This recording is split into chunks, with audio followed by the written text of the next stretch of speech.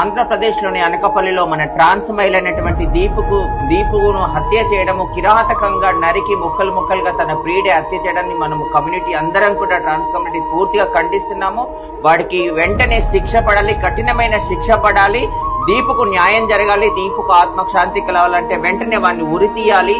వాడిని మాత్రమే కాదు, మా ట్రాన్స్ మహిళల మీద, హిజ్రాల మీద ఎవరైతే ప్రేమ పేరుతో వచ్చి మమ్మల్ని మోసాలు చేసి, మమ్మల్ని వాడుకొని, మమ్మల్ని నమ్మించి, మమ్మల్ని ఇబ్బందులకు గురి చేసి మమ్మల్ని హత్య చేస్తున్నారో వాళ్ళందరికీ కూడా వెంటనే కఠినమైన శిక్షలు పడాలంటే, మా ట్రాన్స్ జెండర్ల మీద ఎవరైనా ఇలాంటి అఘాయిత్యాలకు పాల్పడితే వాళ్ళ మీద యాక్షన్ తీసుకోవడానికి ప్రత్యేకమైన చట్టం తీసుకురావాలి ప్రభుత్వాలు.